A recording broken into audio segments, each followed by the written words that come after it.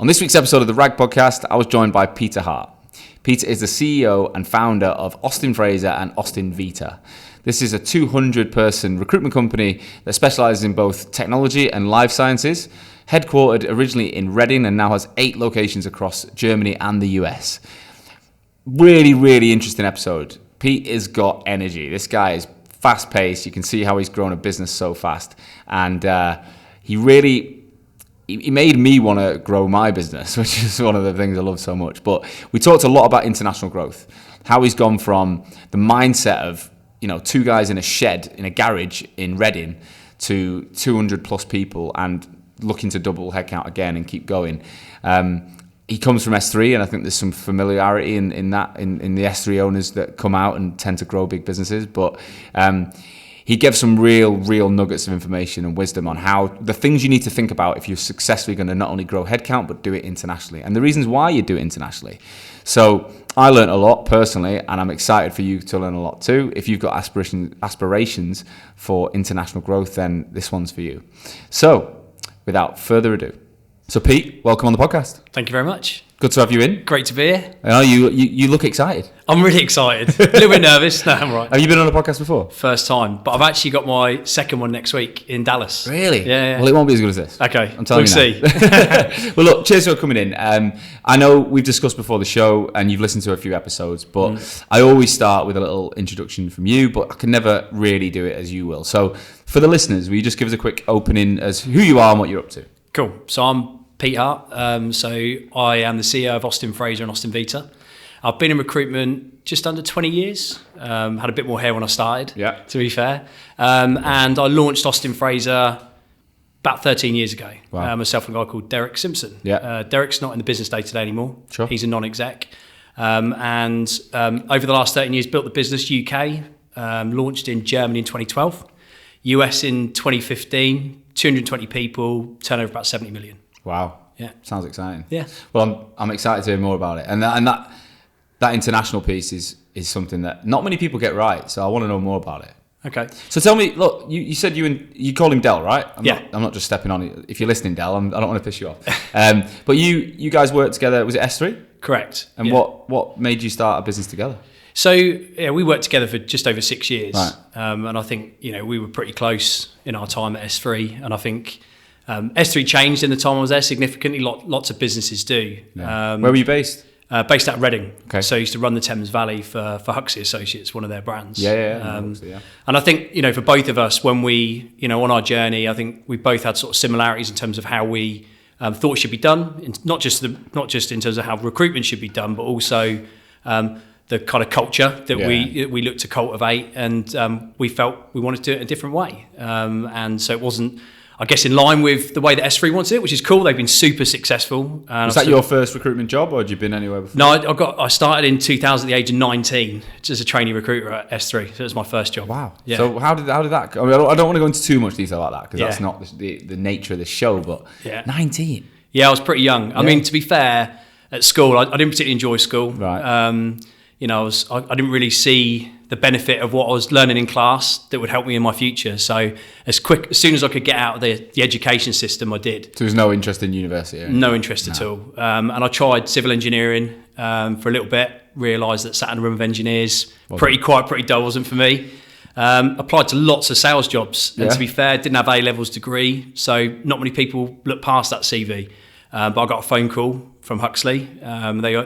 They offered me to come in and have a chat with them, and I got off the job. It is really exciting when you're young. I was 26 when I got into recruitment in Australia at Randstad. Yeah. But I was a teacher before. So I was working as a PE teacher in Sheffield in this middle, and it was quite a rough area. Wow. To then go to I don't know if you've been to Melbourne, but Randstad are in the Rialto Towers, which is 2 skyscrapers. Yeah. And you go in, it's got all the time zones on the wall, and it's a beautiful lobby, and I'm in this ridiculous oversized suit that I bought myself. It was like a shiny grey colour, it's shite. And I was like, I shouldn't be here. Yeah. But it's like you kind of get a buzz about it. It's amazing. And I mean, when I first walked in the office, I took a briefcase in on the day one, and they were like, "What's in your briefcase?" I'm like, I had an apple in there. So they ribbed me for that. I never took the briefcase back in. It was only day one. But no, it was super exciting. And at that point, was it IT from day one? IT recruitment. Yeah, IT recruitment. And I went in on that first day, and the office was manic. People running around, and it's just the energy that I just felt on that day. I've not looked back since. What year was that? That was in 2000, so March 2000. You had the whole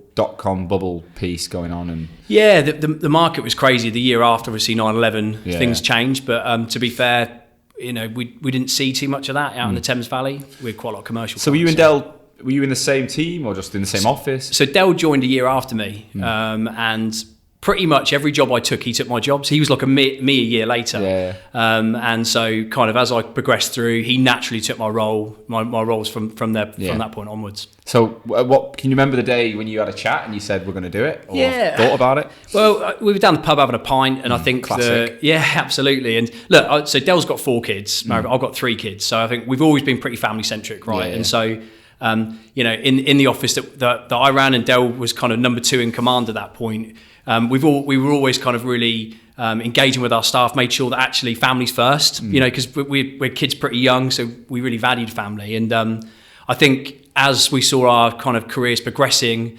that wasn't necessarily in line with the way that it was happening at S3 at the time, which was cool. They were going through big growth, and was that based on the rigidness of their model? Or? Yeah, I think it was the hours that were expected. Yeah. It was pretty rigid, and I think it's interesting now because I've got a lot of friends in recruitment, and that's changing. People are becoming more flexible, and you're hearing remote working a lot more, and actually no fixed hours. But I think it still does exist in a lot of places. 100%. So you had a chat in the pub. Was he straight up? He was on it straight away, or did you have to do any convincing? No, I think I mentioned it, and it wasn't necessarily at the time like we're going to go and do something. I just shared how I felt, which is actually I see. I feel like I want to be in an environment where I'm in complete control of the culture. That I can kind of shape that destiny, and Del was like, I feel pretty similar, and I wasn't kind of testing him. It was just a beer and a conversation. And you both had kids at this point? Yeah, so I had 3 kids by 26. And how old were you at this point? I was 25. So I had two and one shortly on the way. Del already had 2 kids.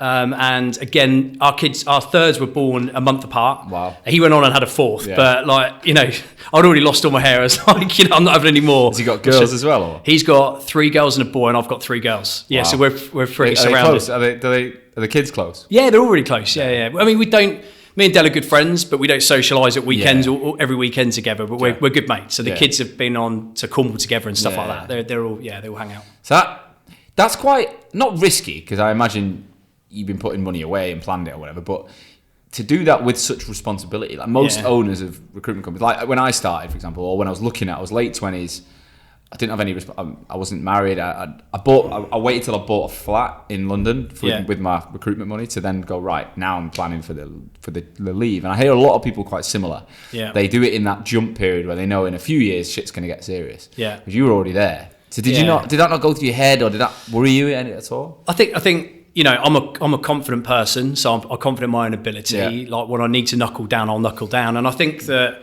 one of the things that I had in my time at S3, and it was brilliant, was that I'd gone on a real journey. And so even though I was there myself for just under 7 years, I started off as a trainee consultant. Within 18 months, I set up my first team. An engineering team for them. Within a year and a half later, I was running their Reading office. I was getting involved in some of the London engineering teams as well. I was over in Netherlands, working with some L&D programs. I was on S3 panels for marketing, for CRM. Wow. So by that point, I was managing an office of 35 people, and I'd gone from, right from being a trainee, hiring in teams, building them from scratch. So I had a lot of experience under my belt, albeit in a short period of time. So, all right then. So fast forward to, we'll talk about the name and all that in a minute, but day one, you're going in from managing 35 people. Yeah. Did you then go straight on the phone, or did you did you have money to back yourself and hire people? No, I mean, you talked about saying I'd had very little, behind me, to be fair. But I remember the first month we did it, we started at the beginning of April, and we got to the end of the month, and I was good at billing. I was a pretty good biller, right, without blowing smoke. I was decent, and Del was very good too. So, right, we'll build this from the ground up. We'll get on the phones, and then we'll start to bring people in as we grow the business. And at the end of April, in our first month, well, kind of 3.5 weeks in, we hadn't done a deal. No. There was our board wasn't looking particularly great. And so I walked down to the local co-op. I brought a 4-pack of Fosters with the shrapnel in my pocket. And I got back and gave Del a beer, and we sat there, and Del looked at me and he went, "Do you think we've made a mistake?" And we laughed. So I mean, he was joking, but I guess that was, it was kind of get on the phones. Let's How make did you this feel happen. though, going back down to that level after being, like you say, almost like a mini managing director? Yeah, but do you know what? I never lost that buzz for recruitment. I was in Hamburg earlier this week doing a masterclass with some of the junior guys in the office around, and so I'd happily get on the phones now. We had a team of our guys in the office did the 3 peaks, and I auctioned off 2 days of my time and get on the phones, do a day with the consultant. So I've always loved being love being a recruiter, and I still love that part of it today. So how recently were you on the phone doing that? About 3 weeks ago. How was it? Yeah, it was fine. Yeah, I was a bit nervous. I bet. Yeah. I bet. Well, I've got all the teams around me, and they're like, "Go on, then." Go on, big man. Yeah, but it's fine. I love that part of it. Yeah. So yeah. All right. So I'm always fascinated how people come up with names, and I won't tell everyone my story every week because I do feel like I do. But Austin Fraser sounds quite specific. It's quite powerful. Yeah. Where's that from? It's interesting because I get asked this a lot. I do new starters lunches with all of our new people, whichever country they're in, and I get asked that question 9 times out of 10. And I think I'm going to start making something up because it's not as exciting as it sounds. But Or you just get them to listen to this before they come in. Yeah, for the just interview. listen to that and you're done. Get the rag listeners up. That's it was. I think for us when we started, it was the 2 of us, right? And we didn't have reputation. The name didn't mean anything. So I think what we felt was that we wanted a name that sounded like familiar, like you've heard about it. I've heard of that before, and so I think the name's Austin and the name Fraser. Austin, the market in the UK in terms of manufacturing market is kind of gone. The days are gone. But back in the day, the Austin, one of the original car manufacturers, a lot of heritage, a lot of history. Yeah. That felt good to us. Fraser was Del's middle name actually, because we first went through middle names. My middle name's Hugh, and I'm like, Del's like, nah. Yeah. And so Fraser again, it for us it just sounded, it's like it sounds solid. It's got Scottish heritage. Yeah. We then looked at all the domains for the different suggestions. When we looked at Hugh Fraser, it was a jazz player in Canada had it. So we were like, Del was like, thank God for that because I didn't want it anyway. And it was Hugh Fraser doesn't have that. Yeah, it doesn't. And it was interesting because in a couple of months into starting, we had Travelex, Del had Travelex on the phone, and he's called up the head of development of Travelex, and they're chatting away, and he said, "Oh, Austin Fraser, I've heard of you guys. We're in this garage." And he's like, "No, but it absolutely did the trick. It did work in the early days." So what was it actually in a garage? You started in a garage? Yeah. We were in Del's father-in-law's garage. So he built this garage with a room above it, basically. Yeah, it was a tiny little room. And he said, "Look, you guys can work out of there for crack on." So we had a tiny. I bet back then though there was a lot more crap to buy, like telephony and printers. It was full of kit. The room was roasting. Like now you just need a laptop. Yeah, exactly. Crack on. The room was roasting, and it had a tiny little staircase. So we couldn't afford cars at the time, like for both us and our wives, right? Yeah. So we had no car. We bought 2 bikes, and we cycled 10 miles every day to the office. So we'd cycle in. And there was this tiny little bathroom with just a bath in it. So you go in there, wash yourself down. And then, I remember going down the stairs, Del, you want a cup of tea? Yeah, I've got a towel on. And I've made 2 cups of tea. And as I'm walking up the stairs, my towel's coming off. Right, I've got to the top and I'm butt naked. But it was great times. Yeah. We had a lot of fun together. We still do now. So you said that you mentioned this before the show. Was it 6 months in you started hiring? Yeah, James Simpson was our first person. Yeah, runs our tech business in the UK now. Well, still? Yeah. Oh, wow. Yeah. So what made you make that decision at that point? Well, I think we always wanted to grow it. And, I guess from the early stages, it was build something, create some revenue so that we can reinvest in people. So at that point, You're still in the shed? He started in the garage with us, right? Yeah. So he had a tiny little desk against the wall. Yeah, so we bolted on a wall and in he came, bless him. But I think we always knew we wanted to build something, right? Yeah. And I'm ambitious, as Del is, but we kind of, it wasn't about taking over the world. It was actually, we want to create something. We want to create a team and an environment where it felt great. We had that kind of family feel with the values that, and the culture that, as I said at the start, we really wanted to kind of bed in. So how did it go then? So end of year 1, what were we looking like? So we did about $1 million turnover in our first year, wow. which was pretty good. Like, albeit that first 3 weeks was not a great start. I've always been great on the client side, so I took the client side. Del took more of the resourcing side, and we kind of doubled down, and we grew pretty quickly from there. So $1 million in the first year, and then we went 2.7 in the second year. Wow, that is fast. Yeah, and so luckily I hadn't lost it which is kind of. So how many people did you get to by the end of year 2? So we went 2, then 9, then 18, 27, 52. That was kind of the first sort of 5 years. You know your numbers. Yeah. So tell me a bit more about that journey, because 5 years, it actually sounds quite a long time at the beginning, I bet. Well, it did for me, and now we're going into year 4 next year, and I'm like, where the fuck is that gone? It goes so quickly, right? And I think for me, certainly in the early part of that journey, there was so much to do. And I think one of the things that, when you're running a business that people don't see, because you're running a business, particularly when you're small, is you wear lots of different hats. 100%. You see it, right? So one minute you're on the phone doing BD, next minute you're doing some contractor payroll, right? And then you turn around, you've got to review client terms. You're ordering blue roll. Exactly, yeah. Oh, we run out of pens. I'll get those, no problem. I'll see in a bit. Yeah. And so the days are just packed. You don't have a minute, and so I think that's why it just goes so quick. It went so quickly for me, and as you say for yourself. But you get in, how many did you say? 50 by 5 years? 50, so we 52 people. Yeah. So one of the things about getting to that point, and again, I worked at a company that kind of got to that point, but I wasn't there beyond that. When did you start putting pillars in place to start building the foundations of proper growth? Because I think a lot of companies can I see a lot of recruitment companies get to 30 to 40 and they don't seem to then kick on. Yeah. Whereas you're in that group, like I met with Simon Foss, and there's a lot out there that have gone on and got to 2 to 3 to 400s. Yeah. What did you do in the early, that 30 to 50 mark, that you think made the difference that enabled you to continue the growth? Yeah, I think certainly from the very start, we've always really focused on bringing in different types of people. So I think when you're qualifying people to come into your business, okay, are they going to be a great consultant? Can they build a vertical market? Can they specialise? Can they be that true consultant? I think when we were bringing in people into the business from day one, and we do it still today, we look at identifying great salespeople, but also you might get people who aren't going to be the top biller, but they've got like really good sort of natural leadership, skills in there that you think I could build on that, and that they'll be a great leader of the future. And I remember we hired Ash, but Ash was like our 7th employee. He runs our whole German business now. Wow. I remember meeting Ash, and I told him this when we went through the process, and I was really upfront. I said, "Do you know what, Ash? I think you need to learn how to be a great consultant, so that as you grow and develop, you can understand, empathise when people are going through their journey. I don't think you'll be the top biller in this business, but I think you'll be an amazing leader." And so we identified. What did you see in him then? What was it? I think the way he just kind of he was calm. He listened. He kind of took a moment, and he had the ability to see things from different viewpoints. So you'd say something to him, you could see him, and then he'd question around that. He'd want to understand why you were saying what you were saying, and you could see it wasn't just about him, his reaction, how he felt. He was trying to see your perspective, which for me was like, that's like a pillar of great leadership, right? Yeah, so he demonstrated leadership in his previous, he was an estate agent before that.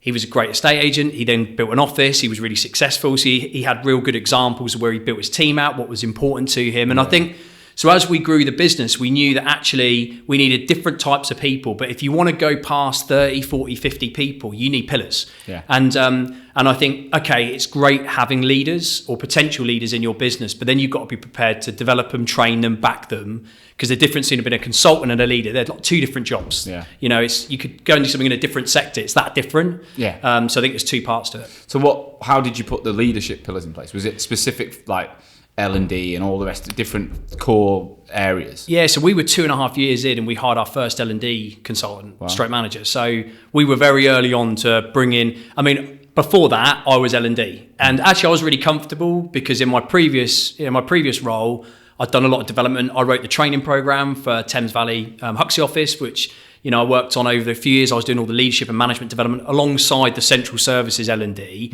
but I'm not a trainer. Okay, yeah. So I realised the importance of investing in learning and development really early on. And we were less than 25 people, and we hired in a really expensive, good learning and development full time. Wow. Because Makes I knew, sense though, doesn't it? But if you think about it, it actually doesn't. If you have one resource that then supports the 25, it's better than just another 26. Like, just, do you know what I mean? 26 are doing the same thing. All of these things make sense when you map them out. I think when you're small, you're very much in the moment, right? And I think what you need to do is to kind of stop yourself and go, what are we going to need in a year? When we're at 30 and we want to go to 50 or 50 into 70, What, if you look at our talent, what does our talent map need to look like? And so I was very early on thinking we need to start developing our leaderships, future leaders now. So in 18 months, when I stick a bunch of people around them and we invest in them, they've got to be ready for that job. So we've got to start that process now, although albeit we don't need it for 18 months, but we've got to start them on that journey now. So that was something that I think, if I go back, that's something that I did that I'd do again straight away. Wouldn't even be a question. What did you do around back office and marketing, finance, that kind of stuff in those areas? Yes. At that time? Well, I guess, in the first sort of 18 months, it was me, and Dale, we kind of did a lot of those jobs. But so one of the things we brought in at the very start was a part-time FD. So right. from a back office support, we brought in a part-time finance director. Apart from that, me and Dale swept up on all the other areas for the first 18 months. But even sort of 2.5, 3 years in, we were hiring in, hired a trainer, we had a full-time accountant, we had a part-time FD. We were building the infrastructure, which would enable next year's growth and the year after's growth. And that's an investment. When did you look at marketing for the first time?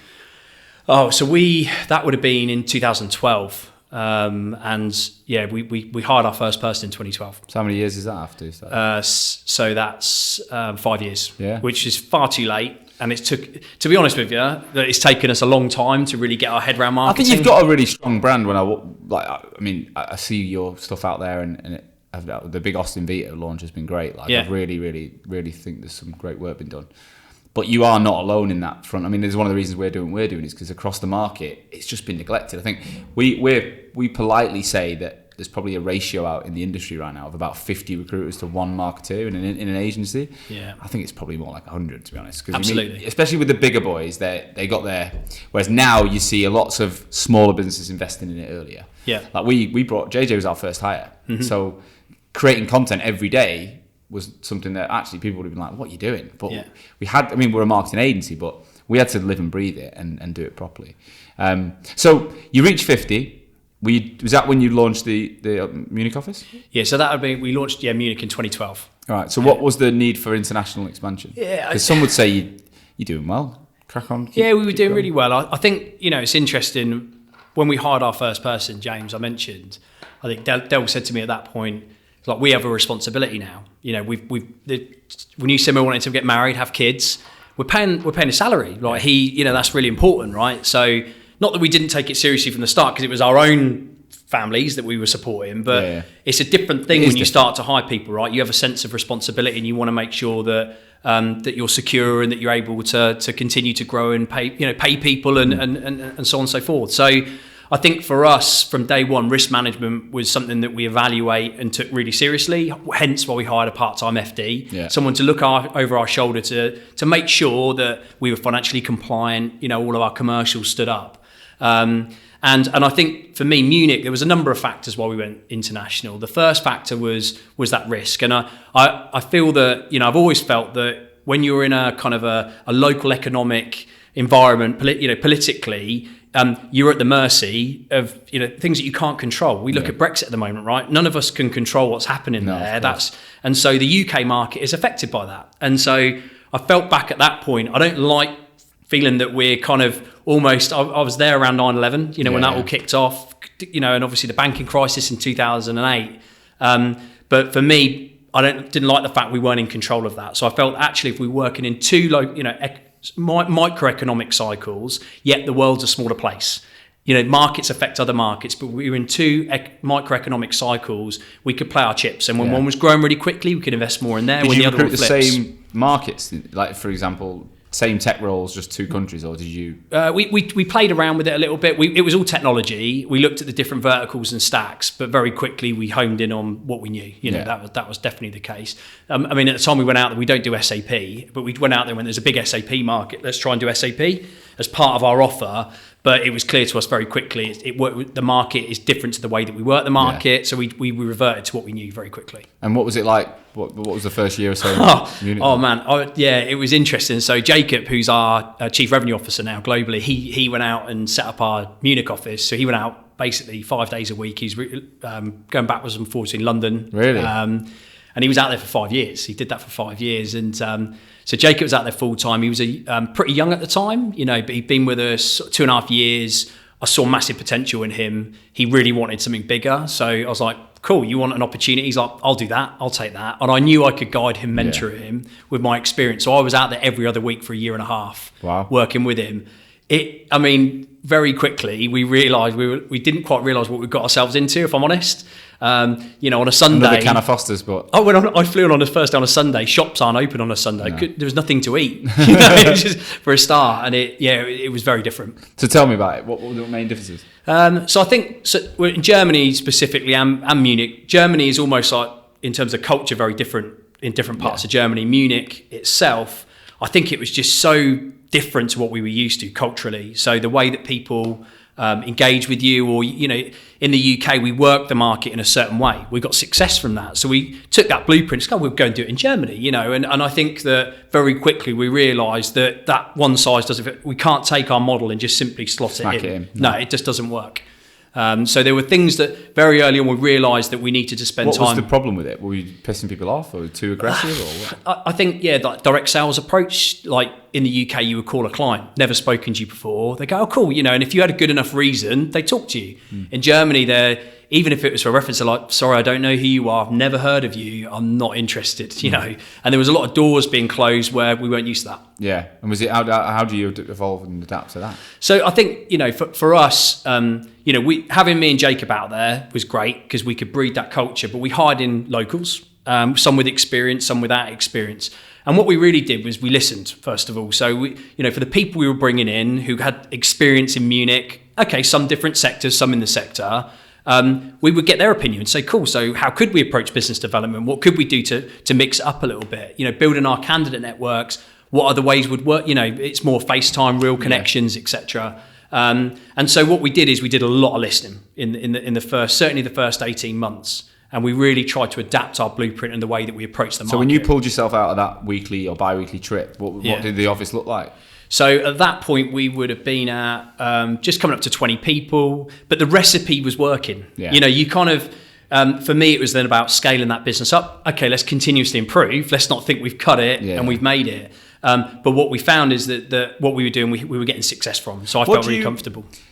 As a business owner, looking at whether it's London, Reading, Munich, whatever, is there kind of almost like a line you look for in the P&L or revenue line where you're like, you then know to invest further, or have you got any levers you kind of stick by? Yeah, definitely. And I think see, what's interesting is when you go through growth as a company, I think the most important thing is leadership capacity.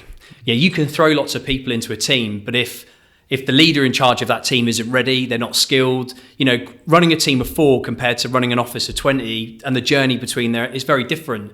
So we very much look at capability of our talent first and foremost. So you've got someone who's a team leader, they've got a team of 6 people. Okay, what does it look like to run a business unit of 15? What are the skills gap analysis, understand where maybe some of their weak points are, focus on bringing them up to speed, and then start to populate that, and they'll need a couple of people underneath them who can take on responsibility. Yeah. And it's really about it's about talent mapping. That for me is. Would you look at a financial like 20% at the bottom or whatever, the way you're like, as long as we hit that, we'll keep reinvesting? Or no, that we've never done. I mean, for us, that we look at the business holistically. So sometimes something may not be at a profitability you want, but it's the right time to invest. Yeah, okay.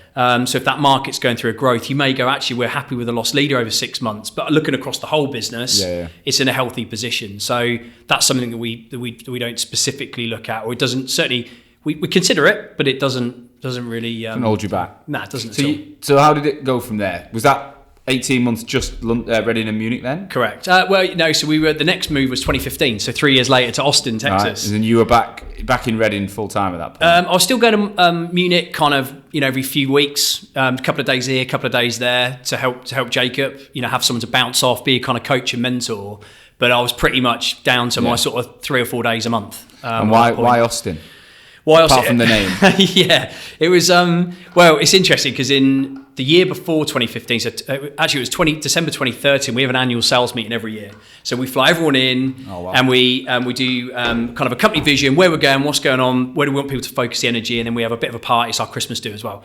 And so I stood up at the screen and I'm doing our vision going forward, And my role is really to show everyone what's possible. I've never been, we're going here, who wants to do it? I'm like, this is what's possible. It's about people living their dream through what we're doing. But if it's in the realms of what we consider, that will back people to do that. Right. It's got to be their dream. And so I talked about the next opportunity we want to grow in the US. And so, look, if anyone's interested, as much as these other opportunities, and come and shout me. And Laffers, who runs our US business, I went to the bar after my presentation. He walked up to me. He was running our perm team in the UK. He was doing a phenomenal job. He said, I want to launch our US business. And so I said to him at the time, I was like, okay, cool. For the next year, we're going to go on a journey. We're going to do our research. So, we spent a lot of time out in the States. We went through, different kind of forums where we got information. We're going to spend a year collecting data. And at the end of it, if you still want to do it, great. And that's how it all started. And we ended up in Austin through that. And what was the compelling data analysis that told you to go to Austin? Yeah, so we looked at sort of 7 different data sets. So we started off and went, right, what are we going to measure?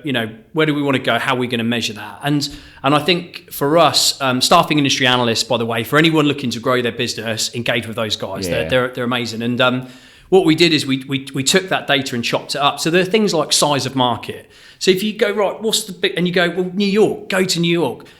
But I think what we tried to do is to really chop that data and look at it from a slightly different angle. So we look at saturation levels, how many recruiters are in that market, things like the tax and employment rights. There was a whole bunch of information we looked at, and I guess the initial kind of markets that looked the biggest, they started to drop down, and other ones started to go up. Early adopters, Actually, if the place is in high growth and there's not much competition, there's an opportunity to be really, do you know what I mean? In 3 years, when that place is booming, you're there, you're cemented into. Try and do that in New York. Good luck to you. There's look how many established companies are in New York. True, yeah. So that's really where. So when you went to Austin, was it still relatively fresh and? Austin. When we went there, if you look at Austin today, you can do a skyline photo of Austin. In 2015 compared to now, the skyline's completely different. Really? The place has just gone bananas. And we saw the growth rates, and it was just early indicators, right? But since we moved in, Google have moved in our building, Facebook next door, Apple opened a brand new campus there, Under Armour, tech headquarters. It's just, Oracle are opening a big site there. You could just see it all coming, and we were early adopters, which is great. Wow. And is the guy... Laffers, you said? Yeah. Is he the guy running it still? So he runs, he oversees Austin and Dallas. We've got an office in Dallas as well at the moment. And why Dallas? Because that's the same state, right? They're both in Texas. Yeah. I think in the US, certainly our approach in the US is you can work Dallas from Austin. It's 3 hours drive away. But really where we've seen success is building real connections on the ground. Yeah. So we're involved. We have leaders in tech meetup that we do in every city that we operate in. We engage with CTOs, get them talking, challenge what some of the issues that we're hearing in the market, connect them together. We facilitate lots of other meetup groups as well. So ours is always about real connections, face connections, adding value, consulting, not we're going to phone someone who's 3 hours away. We want to engage and get to that deeper level. So Dallas was... We were offered a lot of opportunities in Dallas from Austin, and we just decided, no, if we're going to do this properly, we're going to go there. So what was your involvement in the first time you went abroad with Jacob? Yeah. You're in there all the time. It's not quite as easy, I don't think, to do that. Is it to go every other week to Texas? It's pretty tough, 10 hours each way. Yeah. So how did you manage that personally? I spent a lot of time there. I was there 4.5-5 months a year for the first 2 years. Wow. And I've got kids, as I said at the start. And so one of the things I did is I took my family with me at every opportunity. So I'd say, right, a month in the summer, we're going to live in Austin, right? And in the Easter time for 3 weeks, we're going to go and be out in Austin. So I managed to get it to a point where 60... I bet they loved it, right? They had an amazing time. My wife, we had a great time out there. And sort of good 60% of that time, I managed to do it with my wife and kids. And actually, it was amazing because, you're bringing in people in teams... people are married, they've got children as well, and they kind of integrated as part of that as we were building something. It was kind of a family. It was a great feel actually, and it meant that I could really push it that little bit more out there, which I needed to do because, as you say, it's much further away. Yeah. So when you think about the US market, I hear stories all the time. But take a recruiter that's doing 250 in the UK, move him to the US or her. Sorry, I'm not being sexist. Yeah. And it'll pump out 500 grand. I mean. Realistically, is it true that it is an easier job out there? I think certainly what we've seen is that there's less competition. Yeah. There's certainly less. Thames Valley, London. I'm based in Reading, right? But we work the London market. We work the M4 corridor. it's super competitive. It's super packed. There's lots of people in it, right? And that's okay, because you make sure you're top of your game, right? And you continuously edge that and improve that. You'll do really well in the UK. In the US, the number of recruiters per opportunity and the standard of recruitment it's certainly not as good as the UK. Yeah. So I think you can stand out in the US more so than you will in the UK. And actually, when you shout, more people will turn around and want to listen to you. Really? Because in the UK, they've heard it before, right? So you'll get a client, and you might be in the UK the 6th, 7th agency to phone them that month. Yeah, how many times have you picked up the phone and they go, "Oh, here's another recruitment call"? So in the US, they may have not spoken to someone for a few weeks. So they're just more open to it. Yeah.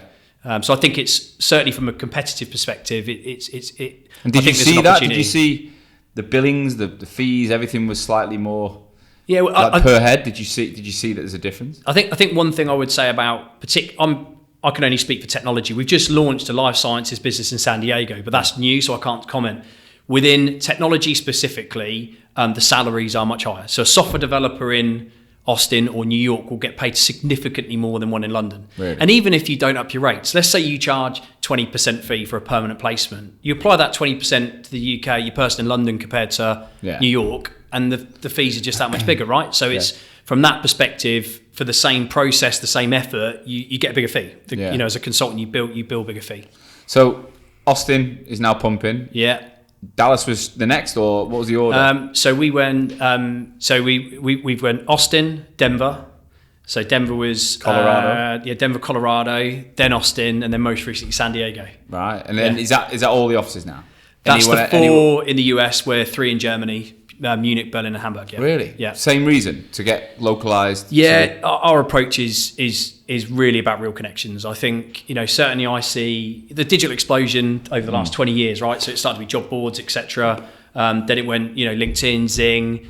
You now got Google Jobs. There's lots of other that whole digital kind of evolution has affected every industry sector, recruitment being one of those, and we use those tools. But what I see, and certainly the feedback we have, is that combine that with real connections, real experience, and it's powerful. Do that alone and try and it doesn't necessarily work. Okay, interesting. So, at what point in your journey? So we went 5 years, went to Munich, and then how many more years have we had since you started? So in Munich 2012, we've been in Germany for 7 years. 7 years. Yeah, that was when I came back to the UK. So in the last 7 years, you've gone from Dublin office to how many in total? So we've got 8 offices in total. Wow. So that is, I've not met many people who've done that. Yeah. When you look back, what comes to your head? It's been a lot of work. I guess, for me, when you've cracked it in a particular country, then it actually to replicate that becomes easier. Because so you've dominated 3 countries, really, haven't you? You got anywhere? There's no other random countries that you. No, to say we've dominated, we definitely haven't dominated. No, if I go, not dominated the US. Definitely not. We're a long way off dominating. But I think what we've done is we've gone to an international market. We've launched in a city where it's completely different. The culture's completely different, and we've worked out how to adapt and evolve to a culture and something completely different, and evolve our blueprint whilst maintaining our founding principles, our values, etc., which is really difficult. That was really difficult. Is every one of them offices launched by someone who started in the UK? Correct. No. So Berlin, someone from Munich. Hamburg, someone from Munich. But once you've gone through that process once, then to open that into other places, you go through the same process. So what we did in Munich, that listening, that understanding, when we've gone to Austin, we did exactly the same. We really spent the time understanding what's working well, what's not, and it's a constant evolution of continuous improvement. And you've got to look at yourself sometimes and be prepared to be brave and make those changes. Yeah. Can you remember any one change you made that? Do you know what? It's interesting because in Munich, I remember one of the some of the early kind of parts to that was the certainly around the business development and how we were approaching our customers, and I think. Our approach in the UK was always around, you lead in with a bit of information, something that's relevant, so it's either about, a reference call, or maybe you're working with one client in the insurance industry and you go and speak to them and say, look, we're working with this company, there's some legislative change, how are you dealing with that? And I think in Munich, we found pretty quickly that clients weren't receptive, even if you had that kind of bit of information. They're like, who are you? What are you about? Why are you contacting me? Even though I've got a bit of an in. Yeah. And so in Munich specifically, and it's different in Berlin and it's different in Hamburg, It would be composing an email, putting something together almost like a proposal, an offer, sending them some information about your company, asking for a phone call to follow that up. And being a bit more regimented. It's like asking. They want to read. They'll go, okay, I'll asking talk. for the hand in marriage. Exactly. And so we found that approach really worked for us. So it's just about, look, let's not slam it with the same thing. And that was coming from the locals who said, yeah, people, that's how we do it. We had consultants start, and they were typing out. We were like, what are you doing? Pick up the phone, and they're like, no, this. And so we went, okay, let's monitor this. Let's look at that. Stop telling them what to do and watch. And let's listen to them. Wow. And so that's one example of many that kind of work for us. And if you look back at that time, since the start, it sounds like it's been an absolute train ride. Like you've gathered momentum, it's pace. I'm getting energy from the way you're speaking about it. I can see. But what's not been so great? Like lots. No, there's been lots of I don't want this podcast to just be about, whilst it's inspirational and it is what you've done is amazing, people also learn from the shit that went wrong. Yeah, absolutely. Well, look, I think first of all, for companies looking to invest internationally, I think it's really important that as a founder of the business or a director, that you're actively involved in and you're helping that, right? So I think it's really important. The reality, of actually being there, being away from your family, your wife, your husband, whatever, your kids, is very different when you sign up to it. When I certainly signed up to it, I knew it was going to be tough, but I didn't quite realise how tough it was. And I'd be sat in my hotel room at night on my own for a week, every other week, away from my kids, away from my wife. And how did they cope with it? It was hard for all of us, and I think in hindsight I'd have done it again, but I don't think you can really prepare for that until you've actually done it. But that was really tough, and doing that again in America, I was really conscious. So if you're going to do it, if you're going to grow internationally, I'd encourage anyone with families, husbands, wives. See if you can knit that together like I did in the US when I went, actually, I'm going to just take them with me and I'm going to spend some longer stints. And that was a much easier gig for me because they were kind of on that journey with me. So that's something that's been really difficult, as we've kind of grown for sure. What's Del done while you've been doing that? What was his role been in that? So Del's always been pretty UK centric. And I think, he, over the period that I was growing Munich, he's like, I've got the UK. So I'll build on the UK, and our UK business grew phenomenally in that period. And so I think what was great about that is it meant that I could fully focus on Germany. Okay, every other week, but even the weeks that I weren't there, I'm on calls. I'm on, So is that how you split the roles, basically? Yeah. So I said, I'm going to go and do this and get this nailed, and he's like, I'll grow the UK, and we kind of divided and conquered. I think when I went to the US, it was slightly different. We had the infrastructure in the UK, and so Del kind of took on that. I guess and this goes back to a challenge. You said, what things have you struggled with as we've grown? One of the challenging things to keep really focused on is our founding principles and our values. When you're small and you can get around everyone, you hear stuff, you feel stuff. It's really easy to continue to kind of breed that culture. Mm-hmm. As you get bigger, you haven't got a clue what people are saying. Yeah, you lose track of that stuff. So they're really focused on, as a business, how do we maintain that great culture that we've got? How do we improve it? How do we keep that special sauce, that one thing that's made us successful in the first place? And so he really looked at focus on building out a people team where we had the infrastructure, the expertise to help us really kind of not just grow the business, but do it in the way that it felt like us. It felt like an extension of what we were on the day one. When you walk into an office now, does it feel like it did on that day one in that garage? Do we still stand by the same things? And have you two had to then check yourselves then and say, how are we holding the founding relationship as you've got bigger and bigger? I think, look, the business, Austin Fraser is me and Del, like in terms of who we are as characters, our personalities have come out as we've grown it. So we've always been it's really important to us to live and breathe that. I expect anyone who comes into our business, anyone within our business to live and breathe who we are and what we're about. We've got lots of different people that work for us. These aren't things that we're not trying to carbon copy lots of people. But it's actually respect each other. If someone falls down next to you, you pick them up, you look after them, you put your arm around them. And I think that's something that we've always lived and breathed. So expecting that of other people. They should expect the same from us, and that's how we've kind of led by example. And he's now no longer in day to day. So no, not in day to day. And how have you took over everything then now? So we built an exec team, so that kind of transitioned about a year before Del moved out day to day of the business. And so I think as we got to a certain size, it was really clear that actually we needed a senior leadership team, an executive team to kind of help steer the ship so that everyone's pulling in the same direction. At the time, it was me and Del making every decision. Like, I'd get phone calls, about something on the commercial legal and ask me made a decision. I'm not an expert, so I think for me, what we felt is we needed around the table a series of high level experts that could own part of the business in terms of the direction and the travel. And as that grew and manifested itself, it kind of got to the point where Del had managed himself out of the business, to be honest, because he'd done a really great job with people and culture. He brought through Alice. Alice is now, on the exec team, is running all of P&C. And it was kind of like, well, it doesn't make sense anymore. Del was pretty honest about it. He's like, look, Alice is ready to step up and actually she'll do a better job than me. She's more qualified than me.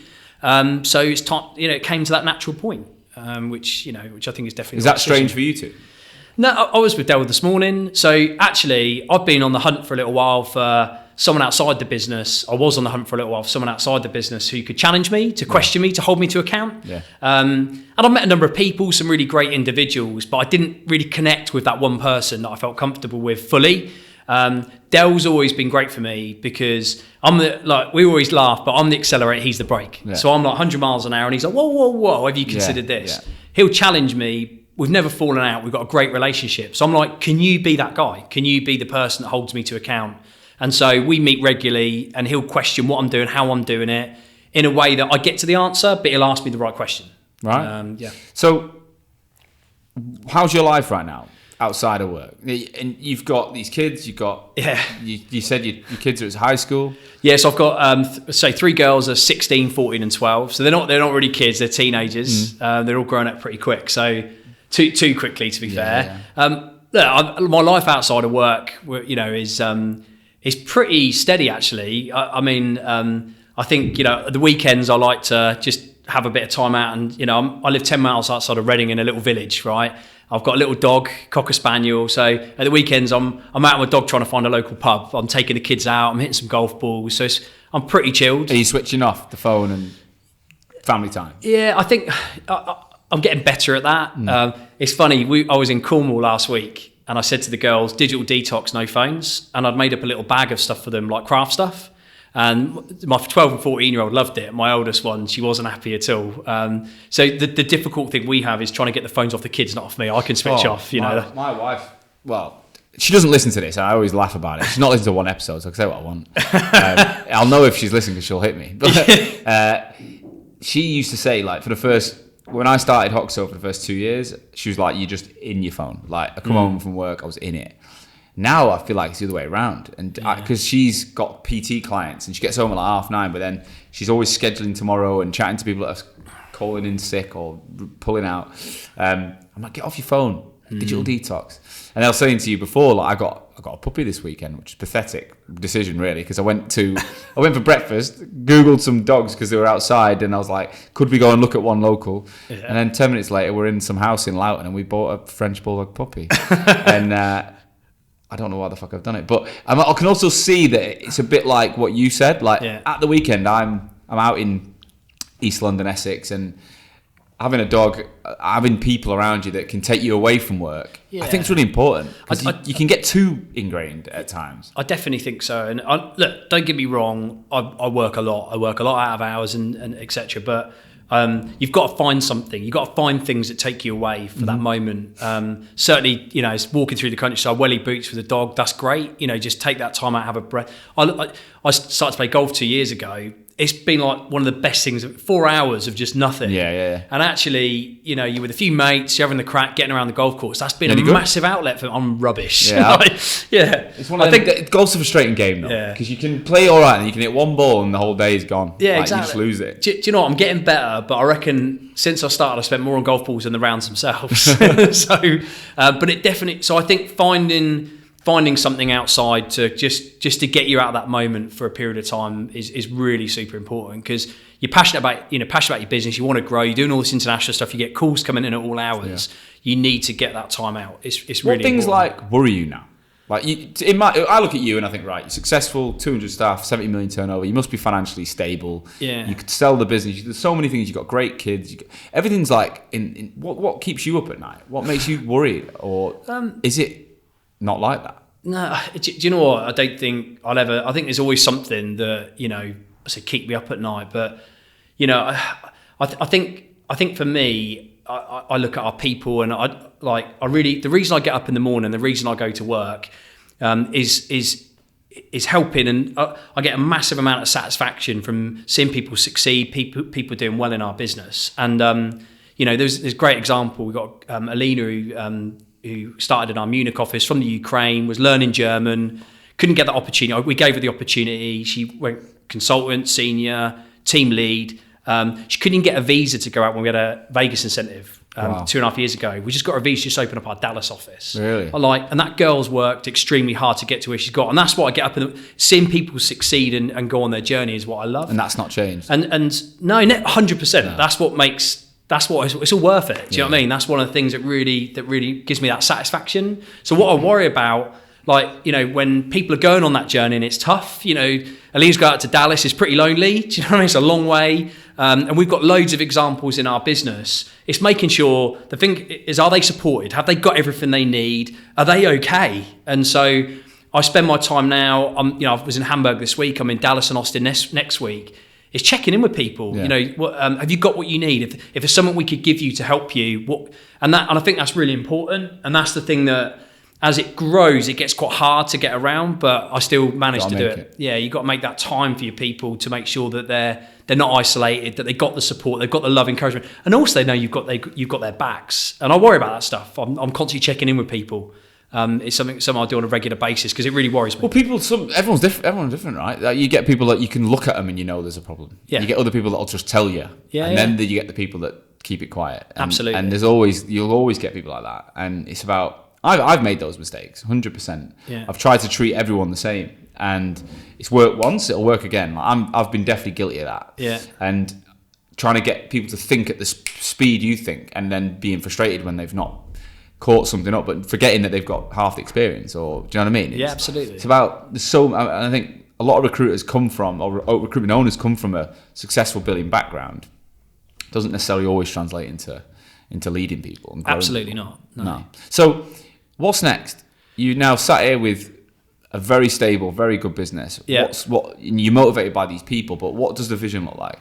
Yeah, so I think for us that kind of next step is, look, you talked earlier about you're cracking it. I can't remember the words you used, but we definitely haven't dominated. Dominated. Yeah. We definitely haven't dominated. We're doing a great job in lots of places. We're new into some places where we've got existing foothold into others, and so I see that in certainly the UK, Germany, and the US, there's a lot more work for us to do around continuing to build out the foundations that we've built.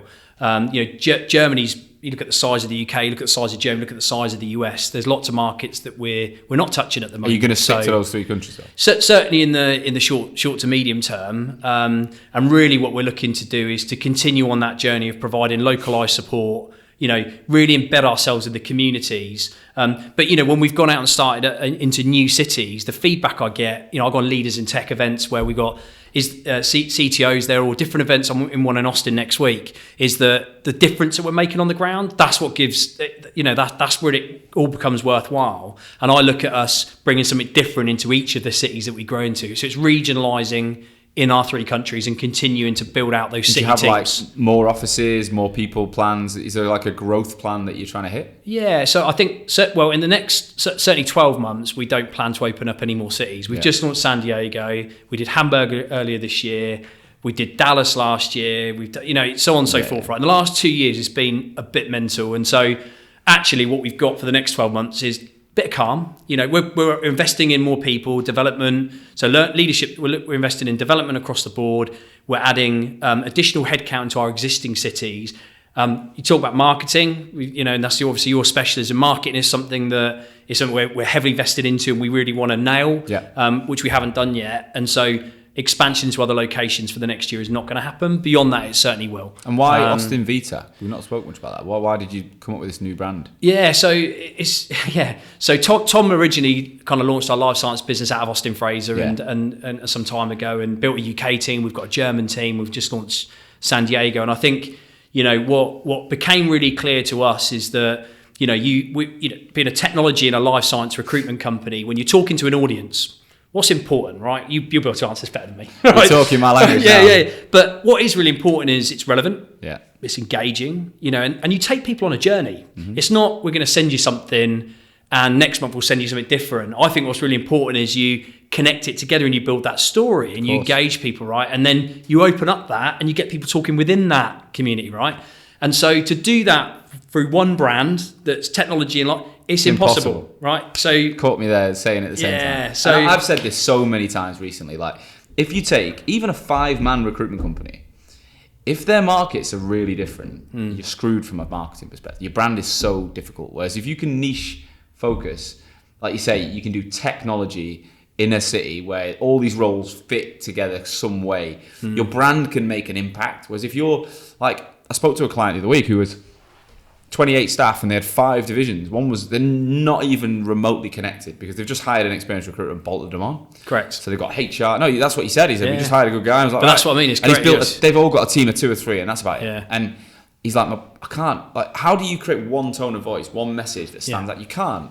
So I love what you've done because it's actually the first statement. I've been saying this for 2.5 years. I've been banging on about it, but you've made a statement now that, in my opinion, is put a line out and said, look, that's how to do it. Like, don't just try and say we can have a low content for different markets. Fucking put a line in the sand and create a brand around it. Absolutely. And I think the feedback from not just internally but externally has been amazing thus far, and people love it. If you had to communicate to clients and send out new terms, and I bet there's loads of shit. The whole lot. I mean, the whole thing took about 6 months to plan it properly. properly. There's a lot of stuff in it. We built our marketing campaign, not just update existing clients, but speak out to the communities that we're currently supporting.